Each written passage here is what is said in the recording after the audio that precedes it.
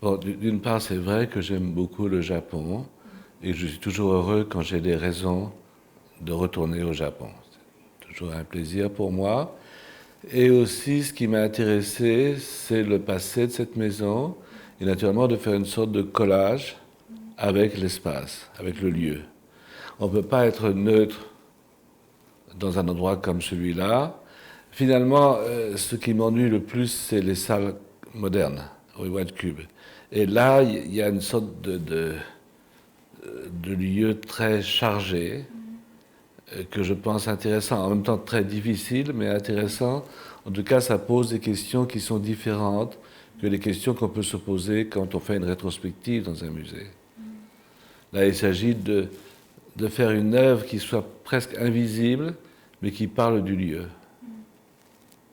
Et dans ma vie, j'ai souvent exposé dans des églises, dans des maisons très anciennes, et ça m'a toujours passionné. L'idéal, par exemple, quand on expose dans une église, c'est que les visiteurs de l'église ne voient pas qu'il y a de l'art contemporain. C'est qu'il faut être extrêmement respectueux du lieu et ne pas chercher à s'imposer au lieu. Donc c'était une expérience, voilà, de venir ici. Et ce lieu est très beau et c'était une expérience. C'est un titre que j'ai utilisé quand j'ai fait mon film au Chili. Et sur les routes chiliennes, dans le désert, il y a parfois un petit hôtel religieux quand il y a eu une accident de voiture. Et donc il y a une bouteille de Coca-Cola avec une fleur en plastique, une petite croix, et tout ça très pauvre. Et les Chiliens appellent ça les animitas, c'est-à-dire que c'est les souvenirs des morts. Et cette maison, forcément, est remplie de fantômes, de toutes sortes de fantômes. Oui, dans tous les lieux anciens, il y a des fantômes, mais ici, spécialement, c'est peut-être plus dramatique qu'ailleurs, par l'histoire oui. Deux sortes de fantômes ici. Il y a de penser à toutes les grandes fêtes qu'il y a dû y avoir dans ce lieu, les très belles robes, les diplomates et tous ceux qui sont venus ici. Et puis aussi, tout de même, je pense que le propriétaire de ce lieu avait peut-être des fantômes dans la tête des choses qu'il avait commises. Donc il y a en même temps les fantômes joyeux et un peu ridicules, des belles dames et des beaux messieurs qui sont plus que cendres aujourd'hui. Et puis il y a l'homme qui avait ça et qui en même temps devait être torturé par d'autres fantômes. J'ai l'idée d'abord que, en tout cas pendant un certain temps, les âmes continuent à errer un peu. Et puis aussi, je pense que notre visage est fabriqué par nos ancêtres. C'est-à-dire qu'on a le nez d'un grand-père et les yeux d'un arrière-grand-oncle, etc. Et je pense que notre esprit aussi est fabriqué par nos ancêtres. Donc dans nos pensées, nous avons des restes, des souvenirs qu'on n'a jamais appris mais qui nous ont été donnés par ces ancêtres. Donc je pense que nous sommes fabriqués par ceux qui nous ont été avant nous et aussi que je ne pense pas qu'ils sont physiquement là, les fantômes, mais je pense qu'ils sont... vous savez, c'était le président Mitterrand. La dernière fois qu'on l'a vu à la télévision, il a dit « Je vais partir, mais je serai avec vous parce que je crois aux forces de l'esprit. » Et les gens, je crois aux forces de l'esprit.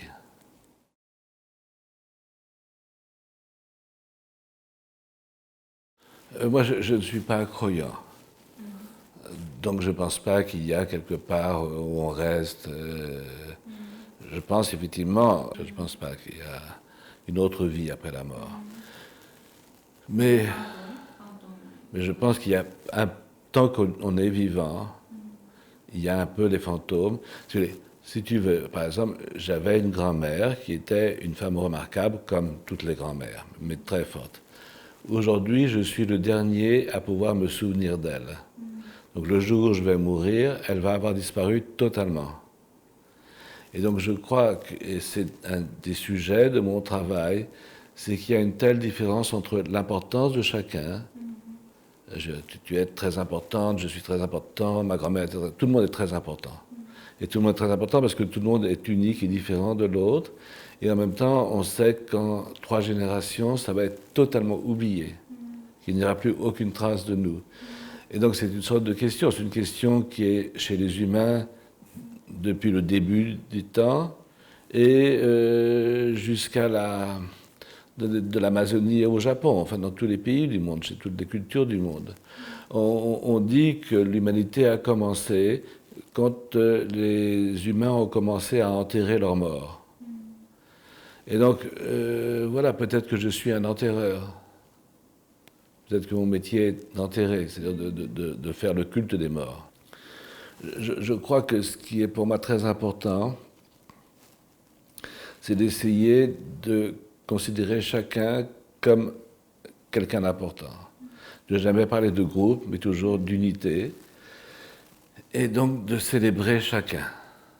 Et pas seulement de célébrer les gens très connus, mais de célébrer chaque individu. Les chœurs à Teshima sont des chœurs de gens anonymes, ce n'est pas le chœur des vedettes ou des rois. Et c'est les chœurs des gens anonymes.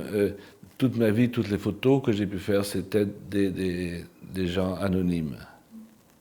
Et donc pour moi, chaque personne est vraiment importante et en même temps tellement fragile, tellement qu'on oublie si vite.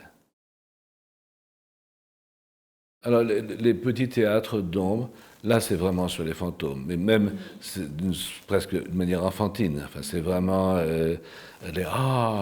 le squelette qui bouge, enfin, c'est vraiment des choses enfantines. Et là c'est vraiment pour moi dans une tradition japonaise.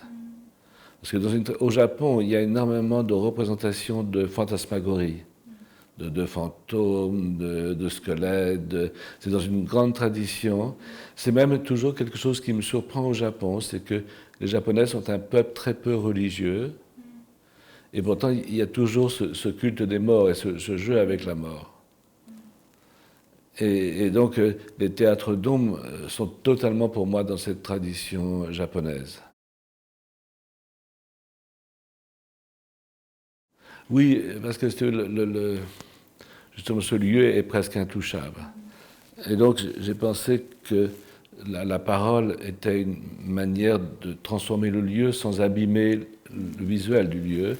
Et donc, c'est une pièce que j'ai faite avec une amie, Ryuko Siguchi, qui est un très bon écrivain. Et il y a un certain nombre de phrases qui vont être dites avec des haut-parleurs très ciblés, très, très étroits. Et ces phrases sont plus ou moins des questions, et ces phrases sont ambiguës. Elles peuvent être prises comme on désire les prendre. Mais chacun peut prendre quelque chose. Il y a, je ne vais pas en parler puisqu'il est caché, mais il y a dans toute exposition pour moi un message caché, dont je ne veux pas parler, mais il y a un message caché. Et donc ces phrases sont ambiguës, comme la pièce dans la partie moderne, avec ces regards qui sont des regards qui un peu accusent, comme les âmes qui s'en vont et les fleurs qui représentent le deuil. Enfin, il y a tout, pour moi, un système autour de la mort et du péché qui est là, mais dont je ne vais pas parler directement et que chacun peut regarder comme il a envie de regarder. Et de toute façon, Animitas, donc qui donne le titre, est pour moi une œuvre qui est très calme et qui réconcilie. C'est la douceur des âmes.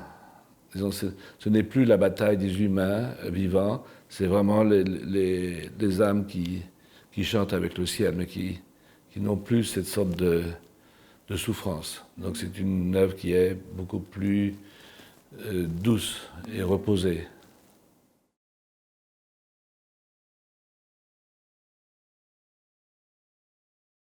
J'essaye, quand je fais une exposition plus grande que celle-là, mais même ici, de m'approcher de ce qu'on appelle l'art total, c'est-à-dire d'employer aussi bien le son, les images, la lumière. Mais tout ça, pour moi, c'est pour donner un sentiment.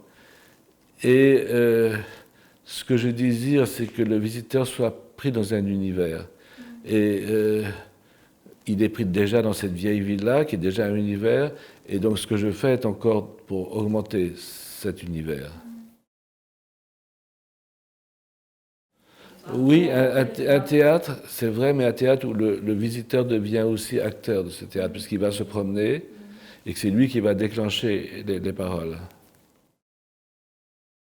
Moi, avec la photographie, et elle est effectivement la photographie, mais ce n'est pas la beauté de la photographie. En fait, il s'agit de petites photos d'identité, des toutes petites photos pour les passeports.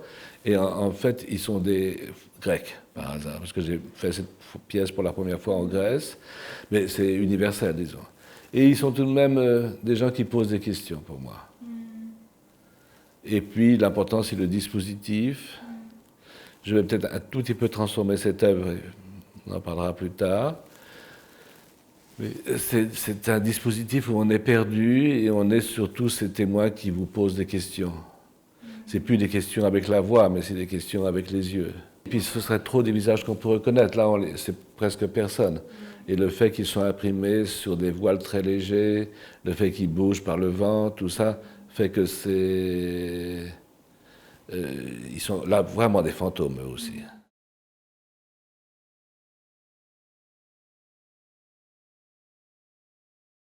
C'est en même temps la même chose et un peu différent. Parce que la pièce au Chili est dans le désert, à un endroit que personne ne peut trouver. Et j'ai demandé ce qu'on laisse la pièce se détruire toute seule.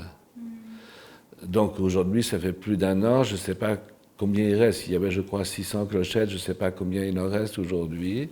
Et la pièce va disparaître. Et là, c'était une relation avec les étoiles. C'est-à-dire que c'est l'endroit au monde où on voit le mieux les étoiles, on est le plus proche des étoiles. Et dans toute la mythologie indienne, les étoiles sont très importantes. Et donc là, c'était une sorte de disposition du ciel. Et cette musique de clochette devenait comme une musique du ciel.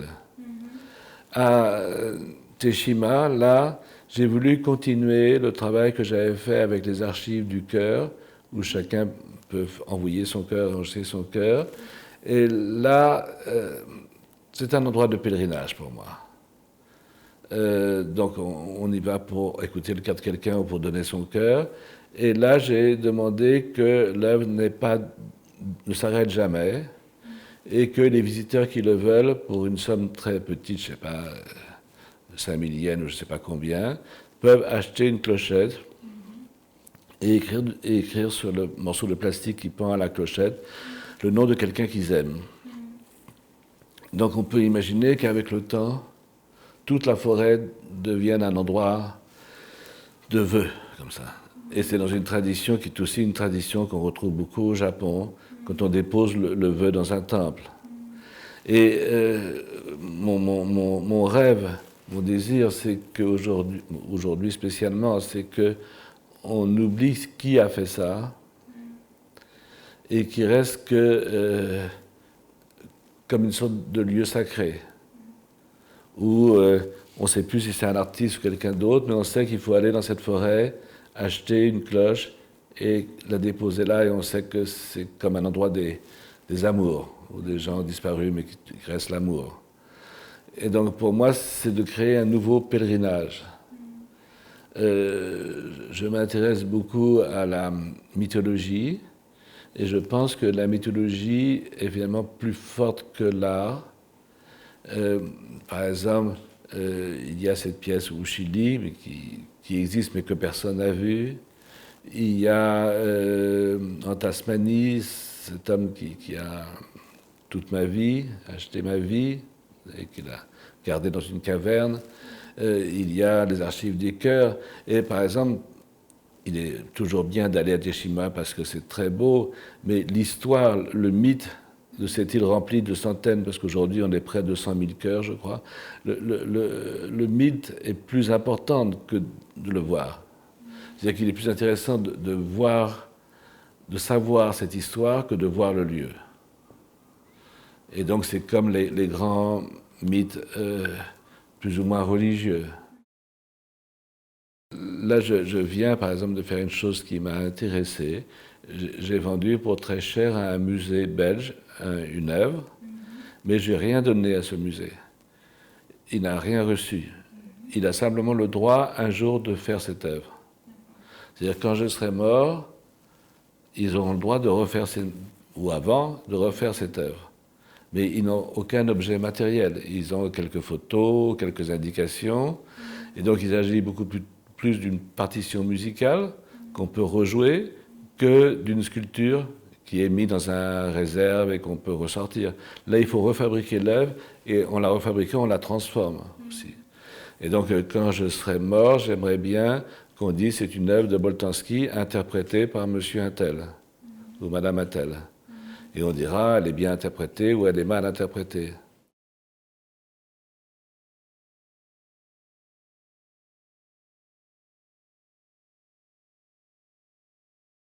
C'est une distance psychologique. On peut y aller, mais c'est compliqué d'y aller. La chose, on sait qu'elle existe, on sait qu'elle est là, on sait qu'on pourrait y aller, mais c'est si compliqué d'y aller souvent qu'on n'y va pas. Mais elle existe vraiment. Et donc, comme je disais, c'est pas forcément de voir l'objet, c'est d'avoir connaissance que cet objet existe. Et d'avoir l'idée que peut-être un jour on pourra y aller. Mais c'est très proche des pèlerinages, où on sait qu'il y a ce pèlerinage, qu'on n'y va pas, mais qu'un jour on peut aller, mais on sait que le pèlerinage existe. Et non, j'ai beaucoup d'œuvres dans les musées, j'ai exposé beaucoup dans les musées, mais aujourd'hui c'est vrai que je recherche autre chose. J'ai un projet maintenant en Patagonie, que j'espère réaliser l'année prochaine, ou de commencer à réaliser l'année prochaine, et qui est d'installer des très grandes trompettes tout au sud, près de la Terre de Feu, au sud de la Patagonie, et le vent les fera faire le bruit des chants des baleines. Et c'est aussi quelque chose que personne ne verra, mais pour moi, il est intéressant de penser que dans cet endroit très froid et très lointain, il y a ces trompettes qui font le chant des baleines. Donc c'est aussi de créer comme ça une histoire.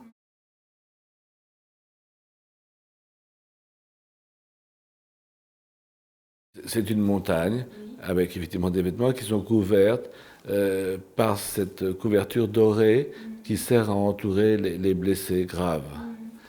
Et ce qui m'intéresse là-dedans, c'est que c'est en même temps l'or, donc la chose qui est très plaisante et brillante, et en même temps ça évoque forcément le malheur. Et donc ça a une double signification. Et je pensais mettre ça ici parce qu'ici il y a beaucoup, dans ce que je fais, beaucoup de double signification comme ça.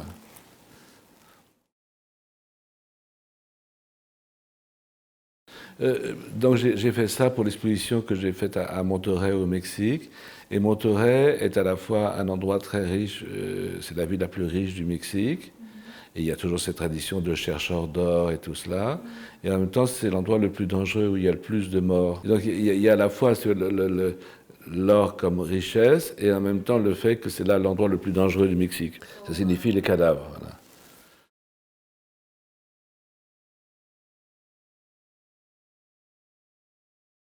Tu sais, chacun, c'est la beauté de l'art, chacun relie l'art avec son propre passé, avec son propre background. L'artiste, c'est quelqu'un qui envoie un stimulus et c'est à chaque fois celui qui regarde l'œuvre ou qui regarde l'artiste qui termine l'œuvre.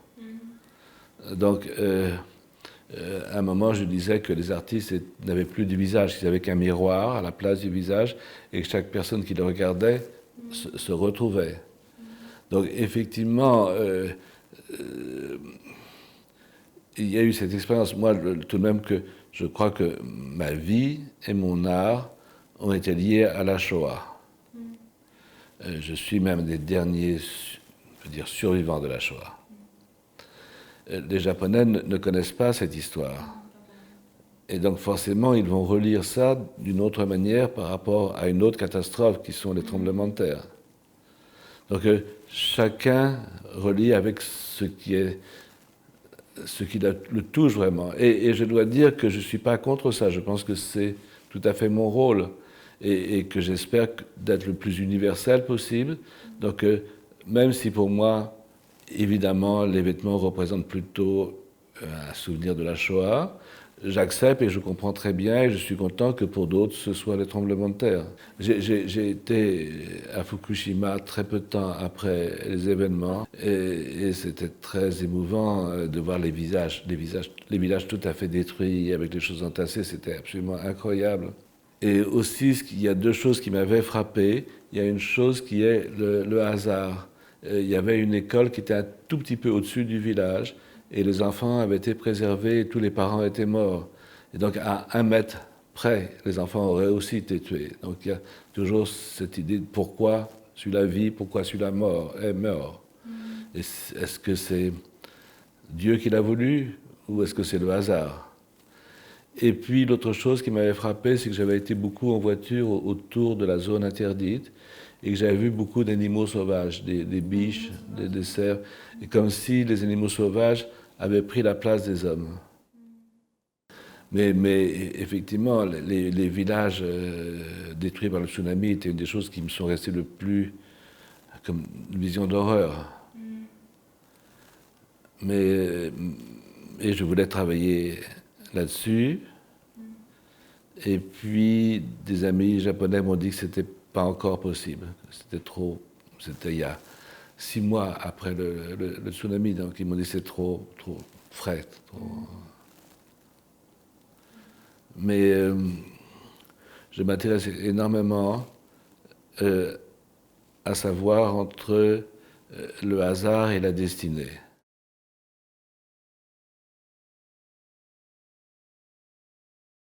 On ne sait jamais. Et aussi, il faut aussi savoir que chaque personne peut tuer son voisin. Que dans certaines conditions, des gens peuvent embrasser leur enfant et aimer leur enfant et 2 heures après tuer un enfant. Et qu'aucun de nous n'est à l'abri de ça. C'est-à-dire qu'en même temps, l'humanité peut être très bonne et en même temps, ils peuvent être la chose la plus cruelle et la plus horrible au monde. Et souvent, on est horrible par rapport à l'autre, enfin, celui qui est un peu différent de nous ou qui pense être différent de nous. Il y a une plaisanterie que j'aime toujours beaucoup qui est, mais alors il faut le dire d'une manière très sérieuse à quelqu'un, donc la plaisanterie c'est il faut tuer tous les juifs et tous les coiffeurs. Et la réponse normale c'est pourquoi les coiffeurs? Alors qu'il y a énormément de raisons de tuer les coiffeurs. Autant que de tuer les juifs, autant que de tuer n'importe qui même. Et donc, dès qu'on désigne une catégorie, on peut effectivement faire des choses affreuses à cette catégorie d'humains. Et je peux te dire 10 raisons de tuer les coiffeurs. Donc, je ne sais pas, au Cambodge, avec Pol Pot, on tuait les gens qui avaient des lunettes. Donc, on peut toujours trouver quelqu'un à tuer, et il y a toujours cette possibilité dans l'homme effectivement de commettre le pire. Donc je crois, si tu veux, que pour parler de moi et de mon travail, je pense que très souvent au début d'un artiste, il y a un trauma d'ordre psychanalytique, mais dans mon cas, c'était un trauma plutôt historique. Et quand j'avais 2 ans ou 3 ans, j'ai entendu énormément de récits de survivants de la Shoah et qui racontaient des choses tout à fait horribles. Et tous les amis de mes parents étaient des survivants. Et ça nous dit mon père aussi. Et donc, à cause de cela, ça a marqué ma vie dans mes cauchemars, dans mes désirs, dans mes questions. Et je pense que ça a eu une influence très grande sur mon œuvre. Mais, heureusement, je parle de ça, mais j'espère aussi que chacun peut se retrouver, même ceux qui n'ont pas connu ce trauma.